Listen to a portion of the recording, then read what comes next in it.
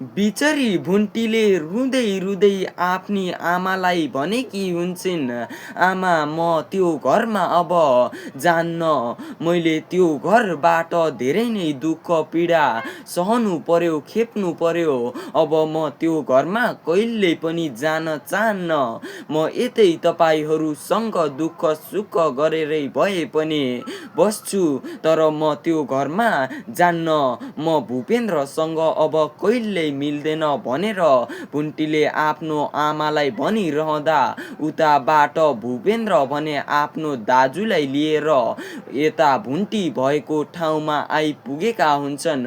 हो दर्शकबिन, अब के साँच्चीकै फेरि पनि भूपेन्द्रले भुन्टीलाई सम्झाउने हुन् त, मिलाउन कोसिस गर्छन् होला त, के साँच्चीकै अब भूपेन्द्रले फेरि पनि भुन्टीलाई आफ्नो घरमा लिएर जान्छन् होला त? आउनुहोस् आज यसै बारे कुरा गरौँ। हो दर्शकबिन, पछिल्लो समयमा भुन्टीलाई भूपेन्द्रले निकै नै दुःख तनाव पीडाहरू दिइसकेपछि यति बेला भुन्टीले आफ्नो मनलाई कठोर बनाएर उनी त्यो घरबाट निस्कने र भूपेन्द्रसँग अब सम्बन्ध विच्छेद गर्ने भनेर सोचिरहेकी हुन्छन्।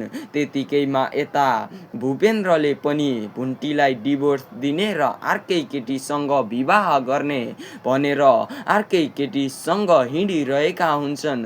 हो दर्शकबिन, तर यतिकैमा गत हप्ता आएको भुन्टी सिरियलको नयाँ भागमा भने भुन्टीको श्रीमान भूपेन्द्र भुन्टी भएको ठाउँमा भुन्टु म तिमीलाई माया गर्छु भन्दै आएको देख्न सकिन्छ।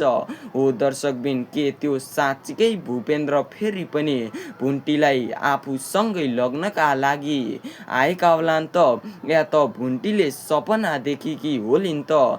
त्यो भने तपाईँ हामीले आज आउने भुन्टीको नयाँ भागमा हेर्न अवश्य नै सक्ने नै छौँ। तर जे जस्तो भए पनि भुन्टी भने कदापि भूपेन्द्रसँग मिल्न सक्ने छैनिन्, किनभने भुन्टीले त्यो घर परिवार भूपेन्द्रको आमा बुबा दाजु बहिनी सबैबाट खेप्नु परेको त्यो पीडा चिन्ताहरू सहन नसक्नु छ र भुन्टी भने यति बेला आफै पनि बाँच्न सक्ने भइसकेकी छिन् र त्यसैले गर्दा अब भुन्टी अवश्य पनि भूपेन्द्रसँग मिल्ने छैनिन् र उतै आफ्नो माइतीसँग नै बस्ने छिन् र यता भूपेन्द्रलाई निकै नै दुःख दिने छिन् भन्ने तपाईँ हाम्रो मनमा लागेको छ र भुन्टीले अब त्यसै गरून् भन्ने चाहनुहुन्छ भने हाम्रो यस भिडियोलाई एक लाइक गरेर च्यानललाई सब्सक्राइब गर्न भने अवश्य पनि नभुल्नुहोला भन्दै आजको लागि बिदा चाहन्छौँ।